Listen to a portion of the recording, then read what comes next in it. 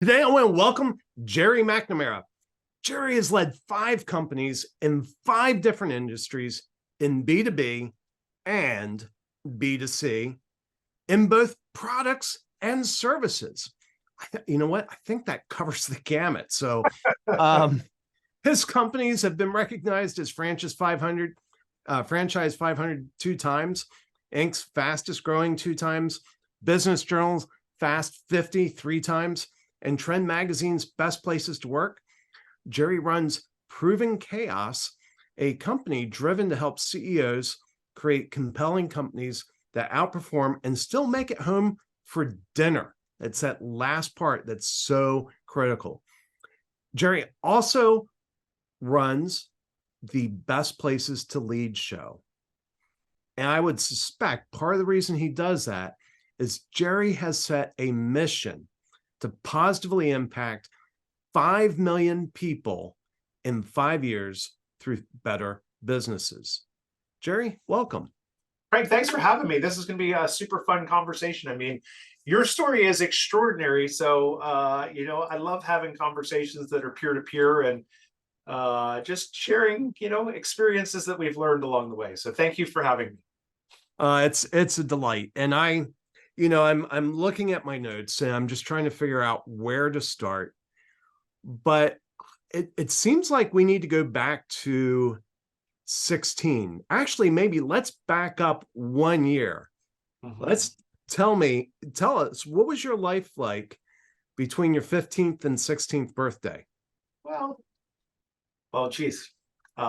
Puberty is a fun, real fun time as you're starting to learn things and, have acne and try and figure out the world and girls and all those fun things.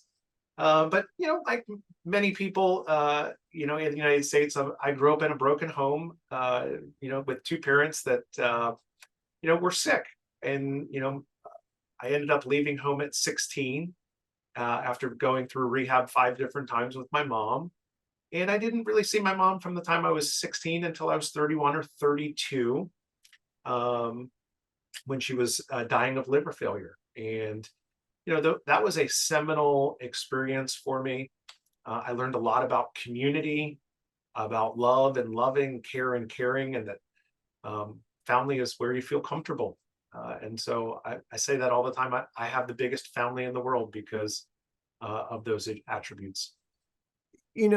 Let's back up because there's something I want to make sure we don't gloss over. I mean, there are people in their 30s living in their parents' basement. Who haven't found the boldness to go out and start their own life. You left at 16. I mean, just thinking about that kind of scares me. As a parent, of course, there's fear. Sure. But there's a lot of uncertainty at 16. I mean, what was going on that so compelled you that was the most logical choice for you to make? So I have shared this story before. I don't share it very often, but I was in a situation where my mom, who was wonderful when she was mom, but really difficult when she was Sandy the alcoholic, and I was having an experience with her, a verbal altercation, and I had a baseball bat in my hand, and my mom was asking me to hit her with the baseball bat, and I remember swinging as hard as I could, Craig. And to this day, I am so thankful that I swung at the bed and didn't swing at my mom. And I literally laid that bat down and I thought, I am not going to jail for the rest of my life because of this difficult situation. And that was when I just decided I needed to save myself, because sometimes you want more for other people than they want for themselves. And so I learned an important lesson in that.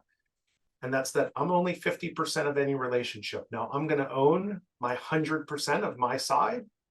But if I want more for you than you want for yourself, then I can't help you. And so you have to come forward to the table. And so it was that moment where I just thought, okay, time to walk around the hole. And, having gone through rehab a number of times, one of the things that they talk about is, this analogy of someone walking down the sidewalk and falling in the same hole again and again and again. And having the difficulty of having to pull themselves out. And eventually you get to the edge of the hole, and you've learned enough times that it's time to walk around the hole and continue on. And so that was the state that I was in at that point in time. I mean, I just, I mean, there's so much of that scene. I'm just still trying to get my head around. I Mhm. mean, that's heavy. I mean, and you know, I just spent 2 days in mastermind with other business owners, and we were just talking about challenges and, you know, challenges in the economy and what have you. That's a challenge that's on a whole nother level that I don't even think about. Yeah, Um, I say this all the time. My favorite word in the English language is perspective. And I really believe that the deeper and wider perspective that you can intentionally cultivate, the better the quality of your life. And so I've had a lot of fun and success, and I'm grateful for that, for being in the right place at the right time with the right people and the right opportunity. But I've also, been in the deep valley and been, geez, how could the two people who should love me the most not be in positions to love themselves, let alone to love me in the way that they needed to? And so, I had to grow up pretty fast. I was lucky to be in the right community, and um, yeah, I don't make comparisons about challenges, because people's challenges are unique unto themselves. And so for you, you just overcame a massive challenge. You're still, 80 to 85% of the way back. I think comparison's the thief of joy, but challenges are real to people. And, I say this all the time. I hire from the scratch and denial in business, because business is hard. And I want people that have had difficult things to happen them in their life and figured a way out the other side. And so I certainly would not wish upon my worst enemy some of the difficult things that happened to me, but I sure am glad they happened to me, because it made me the person that I am. I'm very joyful and grateful for the life that I have, for my family, for my friends, for the people that I serve. And I don't know if I grew up in a white gloved family, that I would be the same person. And so um, yeah, it was troubling at times, challenging at times, but I'm sure glad it happened to me. you know, one of the things I've noticed in children of alcoholic parents is, as a general rule, not an absolute rule, but as a general rule, they have intuition at a level that I just absolutely envy. And I see it sort of as the flower rising out of the ashes of Mhm. the despair. But do you feel that about yourself, that you have strong intuition? Totally. You pay attention to everything differently, because I never knew what situation I was walking into at any given moment. And so I was highly intuitive to say, okay, I see these things. I see the way the door has not been closed 100%. Like there are, I call it spidey sense, right? There are spidey senses that I have developed um, just in interacting with people, how they're showing up, how they're distracted. And if you lean into that and you're willing to have interesting conversations with people, um, boy, it matters, because people see that you see them showing up both positively and in ways that they might need some help and some guidance and some hugs along the way. I remember a situation. I was working out at a gym, and there was a woman that had come to know there. I didn't know her very well, but I could just sense there was something off with her. And I went over to her and I said, "Are you okay?" There's a look of worry and just anxiety on your face. And she looked at me and she said, "My mother was involved in a hurricane, and we haven't heard from her. She lived in the Caribbean. Mm. Haven't heard from her in 2 days, and I'm very worried." She was moved to tears, that I saw that in her, and that I had the courage to say, "I see you.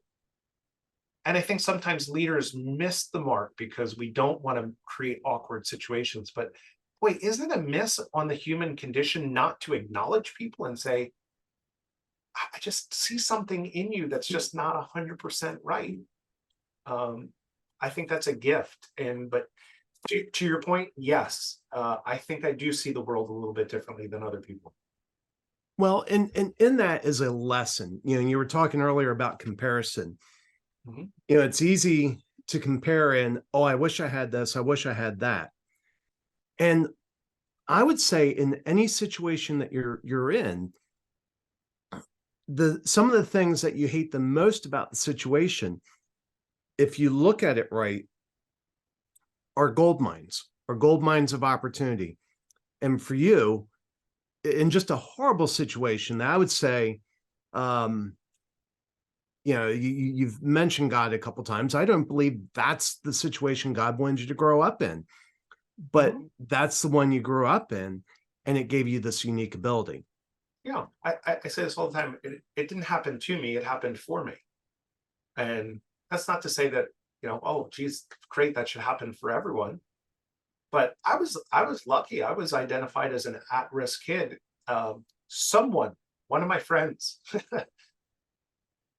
I don't know who it was, told that I was going through a difficult time, and so I saw the school counselor every week, and did that in a counseling environment.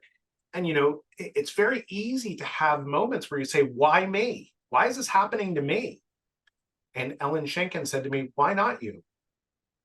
I go, "Shit, you're right. Why not me?"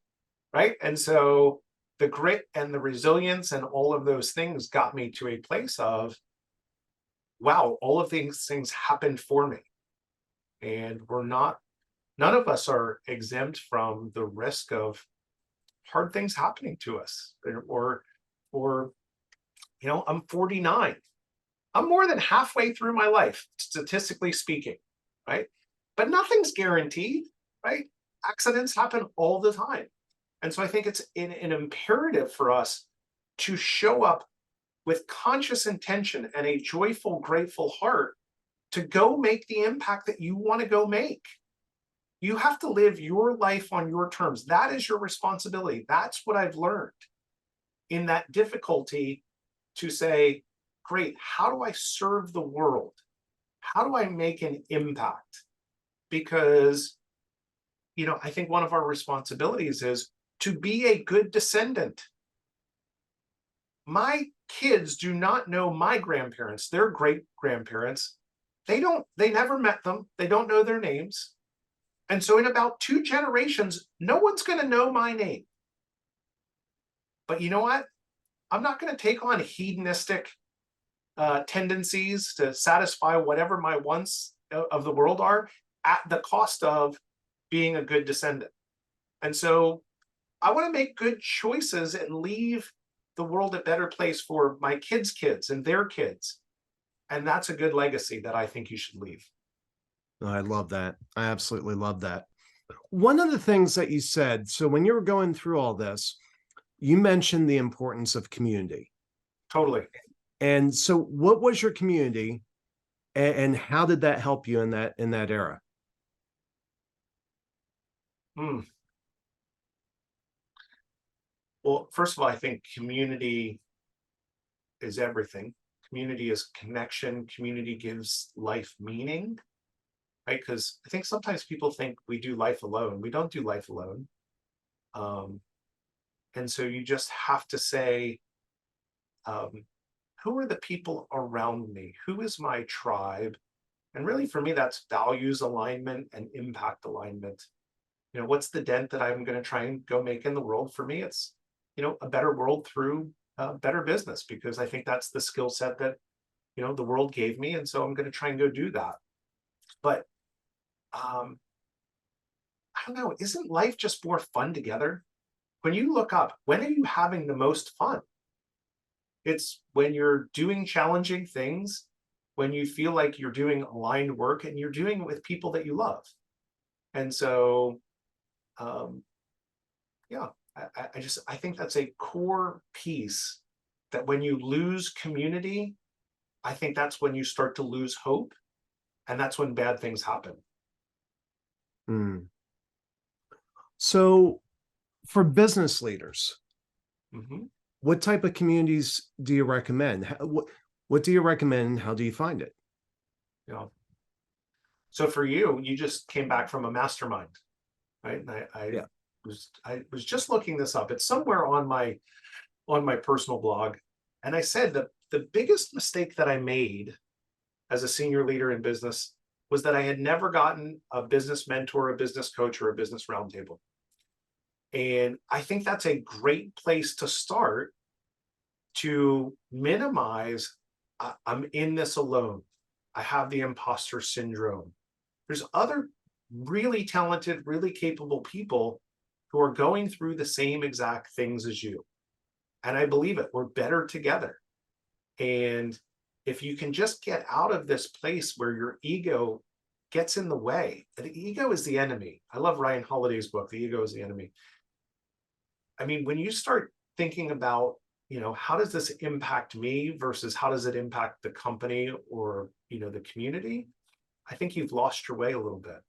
And so, yeah, find people around you. I mean, one of the things that I do is every Thursday, so later on today, from 2 to 3 o'clock, I run office hours, and it's a free come as you are, come as you can. We've had like 300 people, 397 people come since November 2019, since I've been doing it. And it's just the opportunity to come in and say, hey, I have this hard thing going on. Do you have any ideas for me? And you get not only me, but whoever's there that day. Usually there's 5 to 12, 15 people that show up. But there's lots of different communities, whether it's your church community, whether it's your volleyball league, whether it's your business association. You have to have people around you to live a life of meaning. Yeah.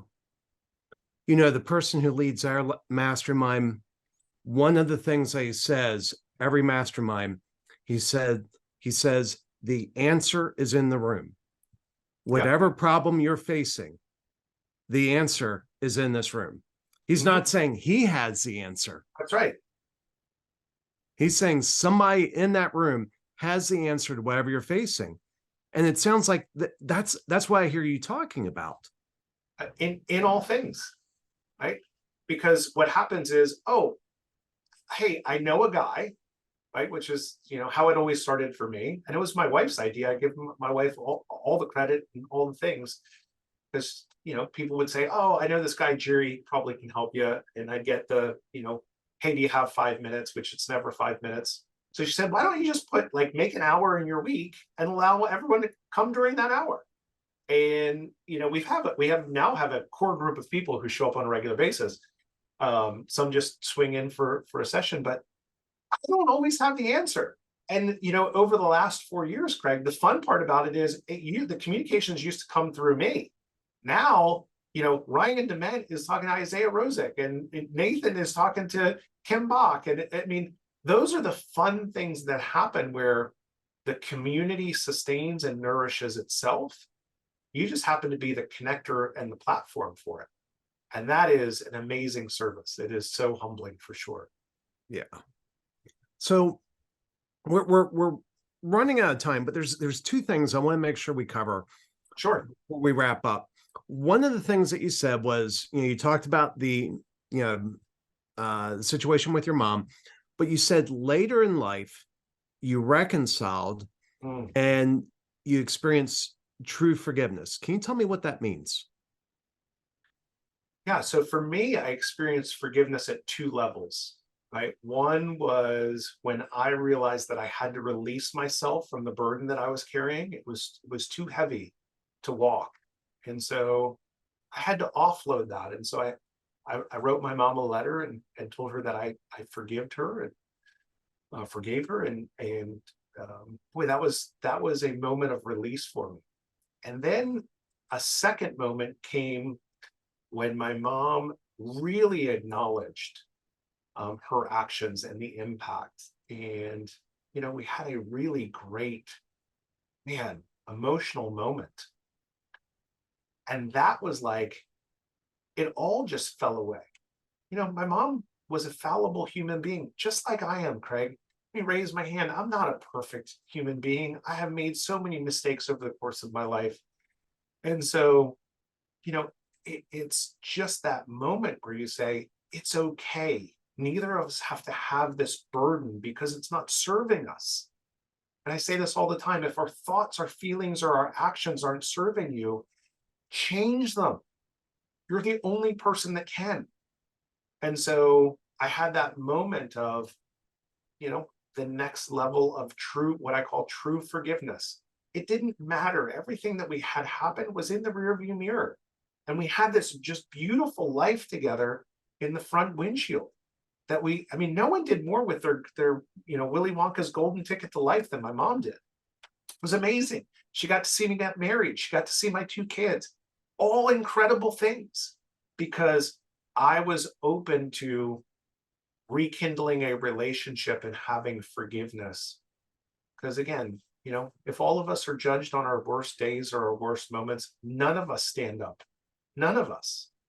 And so we all have to be on bent knee and say, I missed the mark there. I'm really, Craig, I'm really sorry that happened. That's not how I aim to show up as a human being. And then we have to be owners of our side of the relationship to say, yeah, I'm a fallible human being too. And I'm doing the best that I can too. Well, thank you for sharing that. It's both tender and powerful. And I think, and I can speak for myself, there are relationships in my life that I'm trying to figure out what forgiveness looks like and how to put that to work. And I'm sure I'm not alone in that. And so I hope people take inspiration from your story that because you had a lot to forgive, but how powerful that forgiveness was in your life. Yeah. And I think there's, for me, if I can share, I mean, I did a lot of work on myself and who I wanted to be and how I wanted to show up and bringing conscious intention. I just didn't float like a leaf, in the wind. It was like, no. Here's the type of person that I want to be. Here's how I want to show up. I mean, I think about things in terminal states. So I'm very clear about what I want people to say at my funeral, what I want them to say to my kids and to my wife. And boy, I couldn't be the person that I wanted to be if I held on to that frustration, that disappointment, that anger, all of those things that go along with broken relationships. And so I don't know, I just ask people who are holding on to those things, how's it working out for you? Yeah. Because you can't be your best. I could not be my best until I could get to a place of peace to say my mom was doing the best that she could. And, in societal's norms and expectations, it wasn't great. But when my mom was, healthy and great, there was no one better than my mom. I mean, no one. Everyone loved my mom. And so I remind people that if it's not working out for you, then change it. Have the hard conversations. I held my mom's hand so many times. Two bouts of lung cancer, a heart valve replacement, multiple skin cancers. I mean, you name it. My mom, 12 inches of bowel taken out. We used to call her the ox. So say what you need to say, if not for them, for you, so that you can own your 50%. I only own 50% of our relationship today. Right. I came prepared. I was ready for it. I was going to own 100% of my 50%. Now, if you didn't want to have a great time, then we weren't going to have a great time because I'm only 50%. So when you look up, my mom wasn't ready to own her 50% of the relationship at a certain part of our life. And then she did. And it was wonderful and it was magical. But you have to just own your 50%. That is such great advice. Jerry, I could go on for another hour. I easily could. This has been so amazing. I think you have so much wisdom to share with people. Obviously, one of the places they can capture some of this wisdom is your show, Best Places to Lead. How else can people reach you? Yeah, I think that the two best places are to go to provenchaos.com, our website. And if you ever want to come to office hours, Craig, I'd invite you to come to office hours. It's a fun group. Every Thursday, 2 to 3 o'clock Eastern time. You can see the link at the top of that page. And we're pretty active over on LinkedIn. So if you just search my name, Jerry Macnamara, you'll find me on there as well. Well, that's great. Jerry, I do hope people reach out to you. I do hope they show up for office hours. Thank you for coming to Leaders and Legacies. And thank you especially for your commitment to impact 5 million lives in the next 5 years. I believe you're going to, based on our conversation today, I believe you're going to pass that. Thanks, Craig. I really appreciate the opportunity, and I appreciate you.